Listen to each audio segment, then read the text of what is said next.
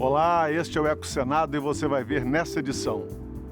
O mercado de créditos de carbono pode ser regularizado por lei ainda neste semestre. Precificar o carbono pode ser uma das formas mais rápidas e eficazes de nós diminuirmos a poluição. Como o mercado voluntário de carbono mobiliza empresas e pessoas no socorro ao meio ambiente. No quadro Ideias Verdes, uma usina de energia solar que flutua e rastreia a trajetória do Sol. E os pesquisadores espanhóis que querem usar fungos micélios para criar circuitos de computador.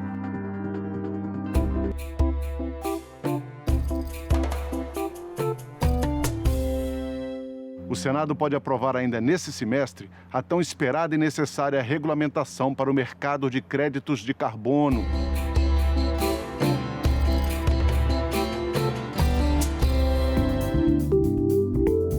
Previsto na Política Nacional sobre Mudança do Clima de 2009, o chamado Mercado Brasileiro de Redução de Emissões de Gases do Efeito Estufa teve seu texto aprovado no final do ano passado na Comissão de Assuntos Econômicos. O impasse que existe no nosso Brasil é entre a economia e o meio ambiente.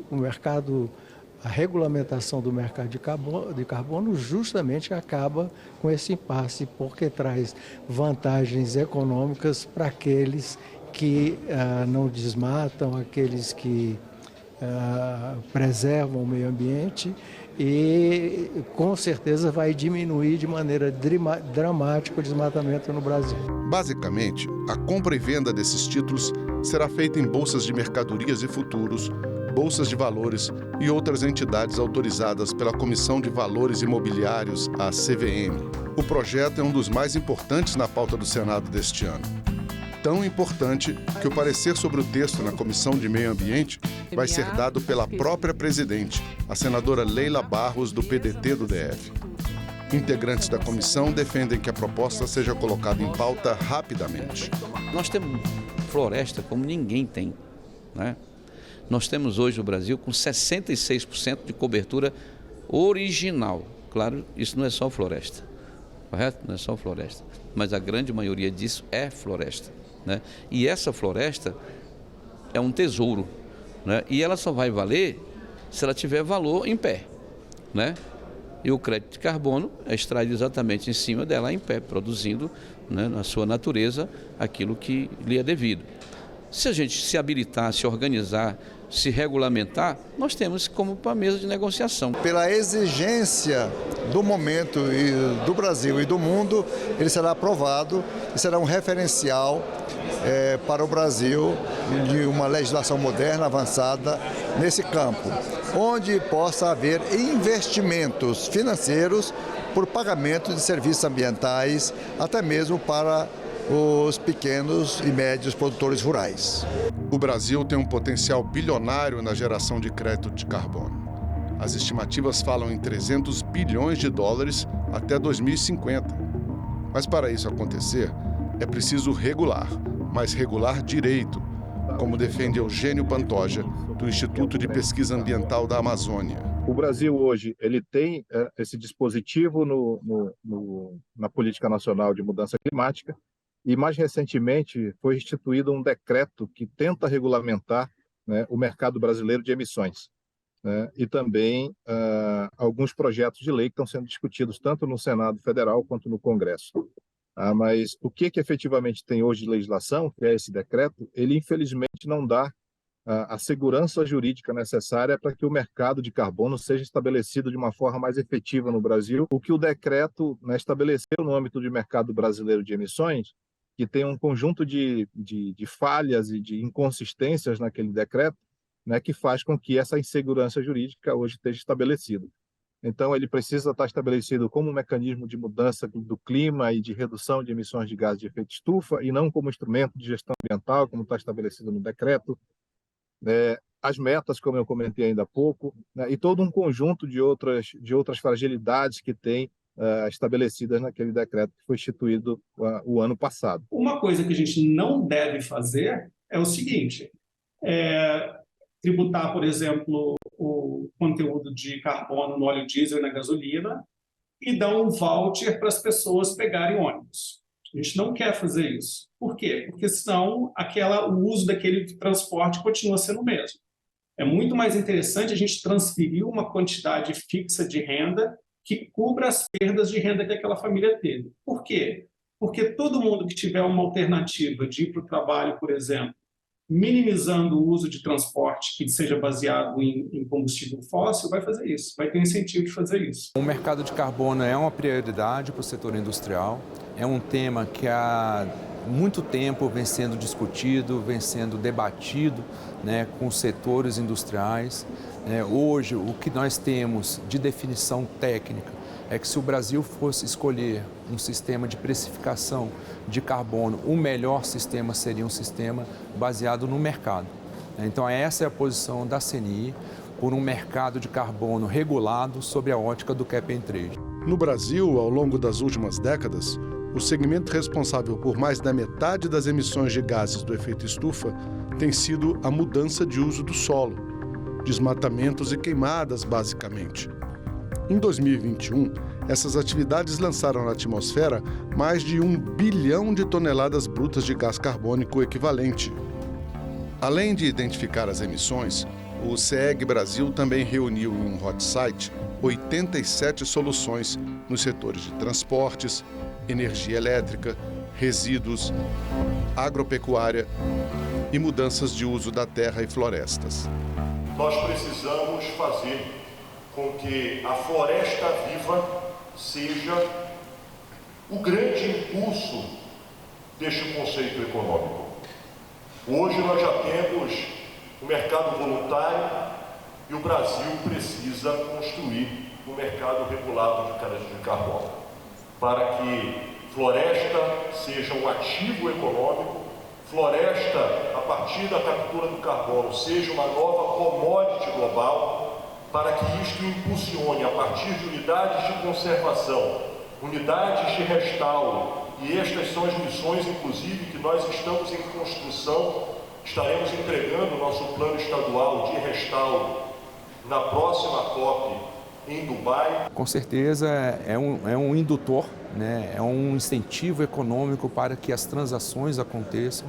É importante a gente notar também que somente o mercado de carbono, para efeitos de cumprimento das metas do Brasil, as chamadas NDCs, ele não vai resolver todos os problemas, né? A gente precisa conjugar, né, todas essas ações com uma redução do desmatamento ilegal, com expansão de energia renovável, como solar, como eólica, como biomassa, como atração de tecnologias e transferências de tecnologias verdes, né, mas também aí um fortalecimento da nossa política nacional de biocombustíveis. Então, todo esse conjunto, né, com certeza, vai colocar o Brasil no trilho, né, para cumprimento das suas metas climáticas. Nós somos um país em que cerca de 60% do nosso bioma está preservado, né, e nós temos um código florestal bastante rígido em relação à questão da ocupação das propriedades privadas. Se nós tivermos a regulação do mercado de carbono interno em consonância com o que aconteceu no Acordo de Paris, nos acordos subsequentes, nós vamos estimular o produtor local a fazer a preservação da sua propriedade, né, de forma unitária, e isso vai ajudar no todo. Abrir o Brasil para mercados mesmo compensatórios, né? Se o Brasil sequestra carbono e armazena carbono e estoca carbono em florestas nativas, logicamente o mundo onde as questões climáticas são cada vez mais evidentes, os países poluidores também, poder fazer investimentos em áreas preservadas, sequestradoras de carbonos e armazenadoras dele também estocados. Ainda nessa edição do EcoSenado, como funciona o mercado voluntário de carbono e que benefícios ele traz para o meio ambiente.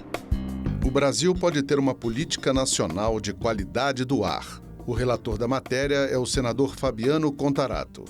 O projeto de lei oriundo da Câmara será apreciado pela Comissão de Meio Ambiente. Pela proposta, caberá ao Conselho Nacional do Meio Ambiente a fixação de padrões nacionais de qualidade do ar e ao Sistema Nacional do Meio Ambiente, o SISNAMA, o monitoramento da qualidade desse ar. As medidas, se o projeto virar lei, teriam 2 anos de prazo para serem implantadas. O mercado voluntário de carbono não esperou pela regulamentação e já atua há anos trocando créditos pela proteção das florestas. No mercado voluntário, as empresas costumam primeiro diminuir ao máximo as suas emissões, com ênfase na reciclagem, economia circular e energia verde, por exemplo. Só depois que elas partem para a compensação dessas emissões com a compra de créditos de carbono. Para ganhar um único crédito, é preciso que alguém deixe de lançar na atmosfera ou então capture 1 tonelada de CO2.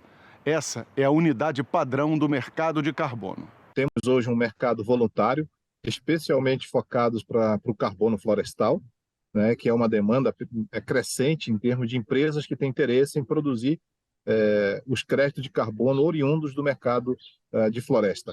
Então, vamos dizer assim, esse é o mais hoje comum que a gente observa hoje, principalmente na região amazônica, onde empresas, como eu falei, elaboram projetos de crédito de carbono e comercializam de forma voluntária esse carbono. Uma dessas empresas que atuam na Amazônia é a Carbonext, que trabalha com carbono desde 2001.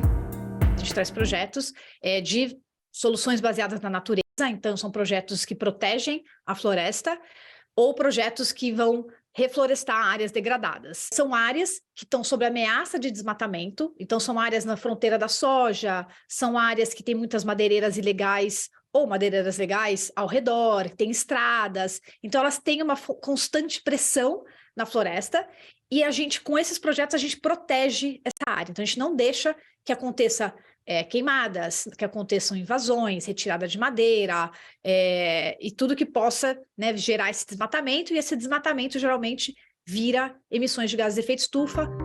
Hoje, a Carbonext tem 23 projetos na Amazônia, cobrindo uma extensa área de floresta.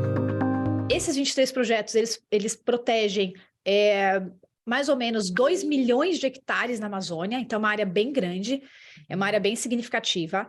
Desses 2 milhões, a gente extrapola a área e 5 milhões de hectares são monitorados. Mas como essa floresta é protegida? Uma inteligência artificial identifica, em milhares de fotos de satélites das áreas sob monitoramento, os potenciais focos de desmatamento ou queimada.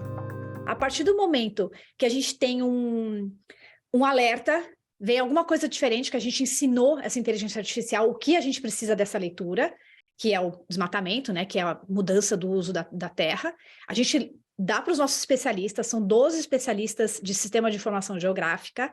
Esses especialistas analisam essa imagem mais a fundo e ela traz para a gente uma informação. Quando ela é um alerta que realmente identificou algo mais crítico, a gente manda equipes em campo. Então, essas equipes em campo, elas vão lá, olham a área. Há 2 semanas atrás a gente teve um alerta, mandou a equipe em campo, estava sendo feita uma invasão e já tinham desmatado 2,3 hectares nesse projeto. Parte importante do trabalho nos projetos de carbono é conseguir engajar as populações locais na tarefa de preservar a floresta. A gente precisa dar uma alternativa para essas comunidades. E é isso que um projeto de carbono traz. Ele fala, por favor, transforme-se num agente de combate ao desmatamento, você vai ser beneficiado pelo projeto. A gente leva treinamentos de combate a incêndio, eles não sabem o que não sabem como atuar, treinamentos nutricionais, não sabem se alimentar muitas vezes. A gente começa a levar para essas comunidades soluções e também capacitá-los para trabalhar com bioeconomia, trazer outras fontes de renda para eles e mudar a realidade dessas pessoas. Muitas vezes eles não têm essa oportunidade, eles querem, não é que eles não querem, eles querem o que a gente quer. Querem comunicação, querem saúde, educação, e é isso que a gente está levando para os projetos. Mesmo sem regulamentação adequada, o mercado voluntário já é um dos mais movimentados do país. A Fundação Getúlio Vargas estimou em 236% o crescimento do setor em 2021.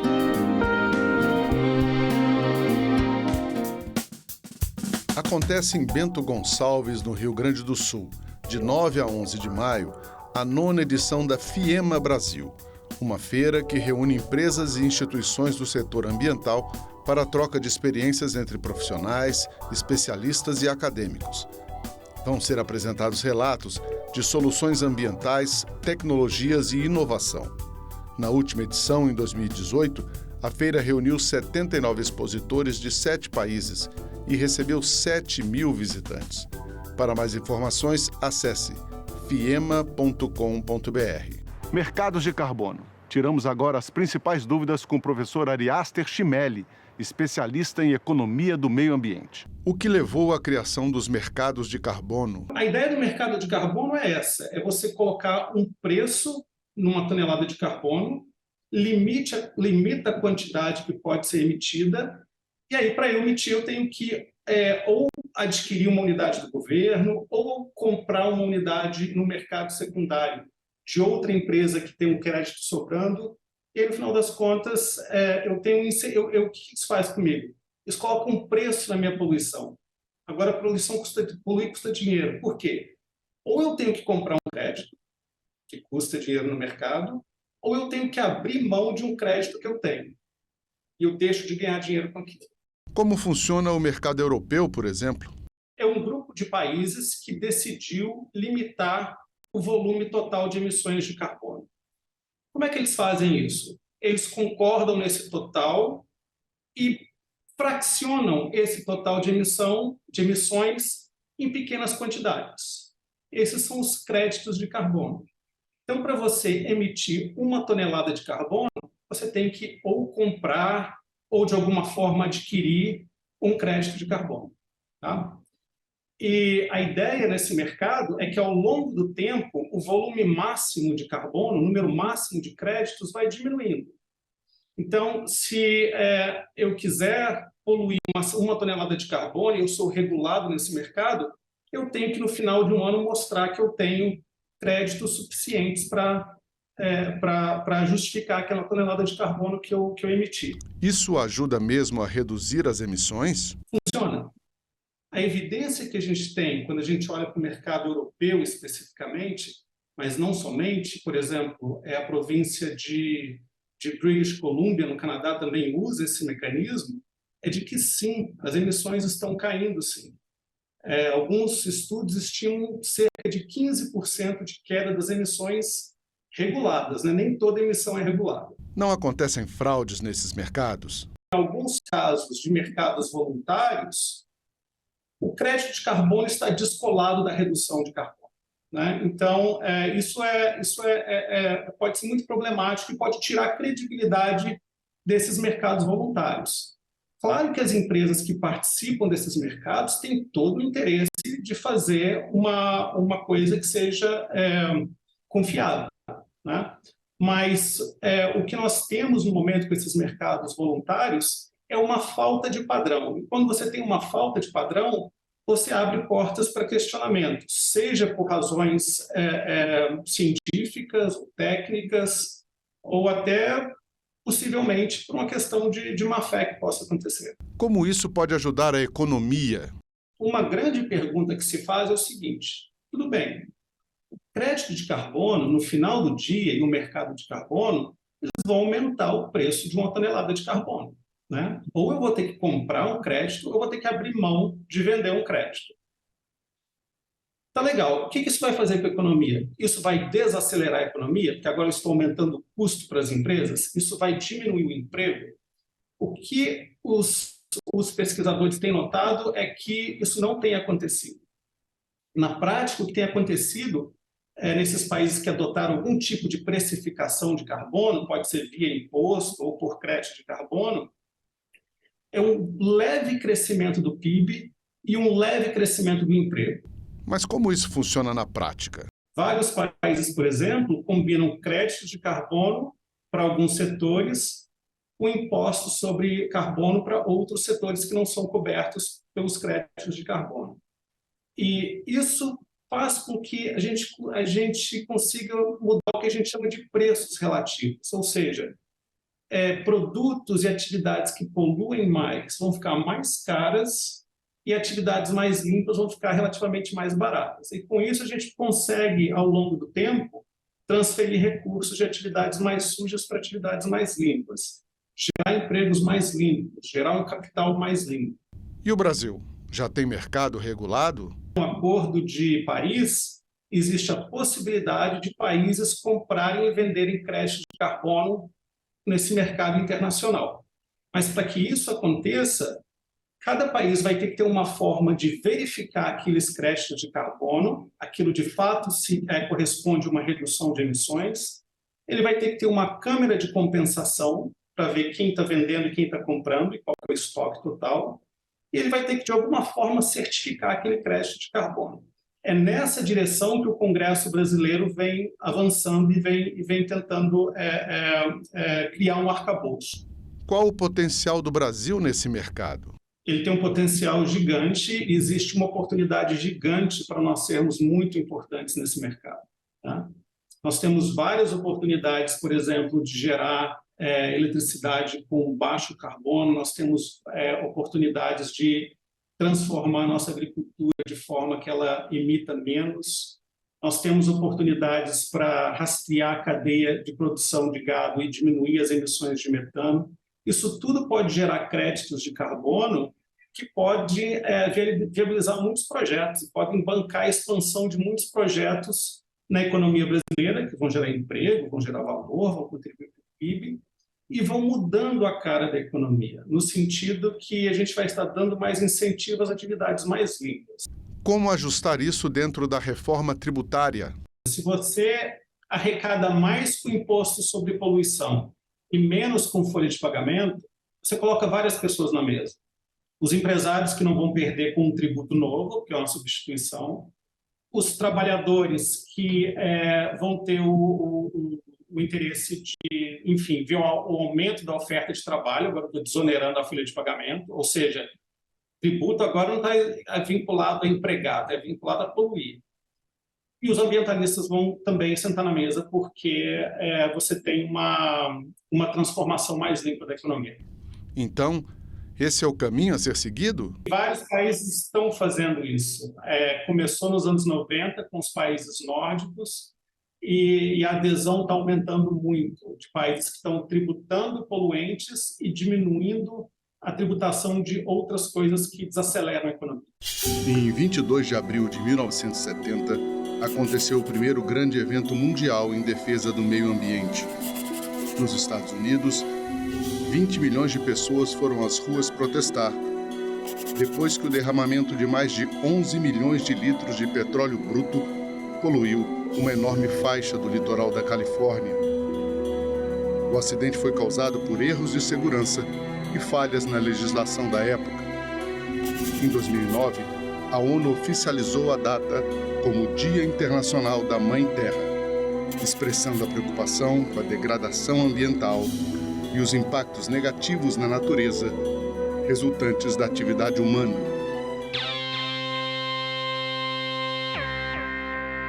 É da empresa portuguesa Solaris Float o projeto do Proteus, essa ilha circular de energia solar que flutua sobre a água do lago Oostvoorne, na Holanda.